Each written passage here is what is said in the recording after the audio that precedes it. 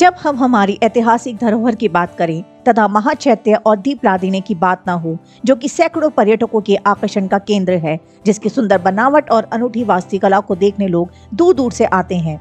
जी हाँ, हम बात कर रहे हैं कृष्णा नदी के तट पर स्थित बौद्धिक स्कूल ऑफ आर्किटेक्चर के भव्य वास्तुकला के अद्भुत अवशेष अमरावती स्तूप के बारे में। नमस्कार, उजांग टाइम से मैं हूं आपकी गाइड कुसुम। भारत का इतिहास की कड़ी की श्रृंखला में आज हम चर्चा करेंगे भारत के अनमोल वास्तुकला के बारे में। आइए आपको रूबरू करवाते हैं मौर्यकालीन वास्तुकला के महत्वपूर्ण नमूना अमरावती स्तूप से। अमरावती स्तूप प्राचीन भारत की बौद्धिक कला तथा वास्तुकला का प्रसिद्ध नमूना है। यह आंध्र प्रदेश की प्रस्तावित राजधानी अमरावती के गुंटूर जिले में स्थित है, जो कि विजयवाड़ा शहर से करीब 65 किलोमीटर की दूरी पर है। ये प्रांत इंद्र देवता की नगरी के रूप में भी विख्यात है। जिस नगरी में देवता लोग रहते हैं, इसलिए इसे इंद्रपुरी भी कहा जाता है। चलिए इसके इतिहास के पन्नों को जरा पीछे से देखते हैं। इतिहासकार बताते हैं कि धम्मपद अटकथा में बुद्ध अपने किसी पूर्व जन्म में सुमेध नामक एक ब्राह्मण कुमार के रूप में इस नगर में पैदा हुए थे। अशोक की मृत्यु के बाद से तकरीबन 4 शताब्दियों तक दक्षिण भारत में सातवाहनों का शासन रहा।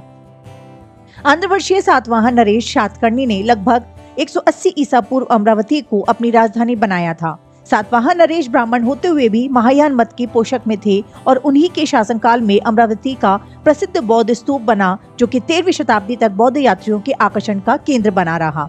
अब बात करते हैं इसकी वास्तुकला के बारे में।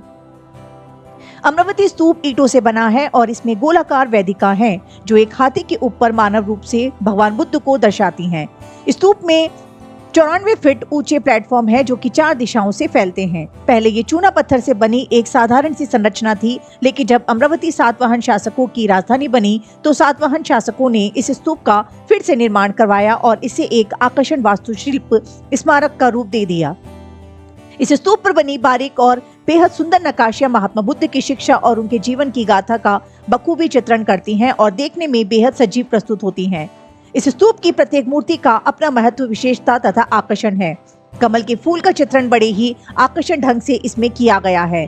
बुद्ध की मूर्तियों में इंसानों की जगह चिन्हों का प्रयोग होना ये बताता है कि अमरावती शैली मथुरा शैली और गांधार शैली से भी पुरानी है। जहां एक समय पे ज्ञान और उत्थान का केंद्र माने जाने वाले इन स्तूपों का धीरे धीरे अस्तित्व खत्म होने लगा था। ये हमारी धरोहरों की सबसे बड़ी विडंबना थी, जिसका प्रमुख कारण था अंग्रेजों का हमारे संस्कृतियों पर सीधा प्रहार करना, जिसमें नालंदा विश्वविद्यालय जैसे महान ग्रंथागार भी शामिल हैं। 1796 में कर्नल मैकेंजी ने इस स्थान के दौरे के बारे में यहाँ पे खुदाई करवाई तथा इस स्तूप के साथ में और भी बहुत से अनोखी मूर्तियों और लिपियों को भी निकाला। इसके अवशेषों से कुछ ब्रिटिश, लंदन, कोलकाता, चेन्नई और राष्ट्रीय म्यूजियम में सुरक्षित भी रखे गए हैं। अमरावती के इस स्तूप की भव्य नक्काशियों से न केवल आनंद मिलता है, बल्कि बुद्ध के द्वारा दिए गए संदेशों को भी जीवन में उतारने का एक मौका मिलता है। 2015 में भारत के प्रधानमंत्री ने इस भव्य सांस्कृतिक विरासत की देखरेख तथा विस्तार के लिए आर्थिक सहायता व मार्गदर्शन भी दिए थे, ताकि इन विरासतों को मूल्यों को जीवित रखा जा सके। साथ ही भारतीय उत्खनन विभाग भी सक्रिय हो गया है, ताकि ऐसी विरासतों की रक्षा की जा सके जिनमें हमारी विशाल संस्कृति के दर्शन होते हैं। जुड़े रहिए आपके अपने चैनल उजांग टाइम से, जहां हर रोज आपको इतिहास के नए पन्नों से रूबरू करवाया जाता है। धन्यवाद।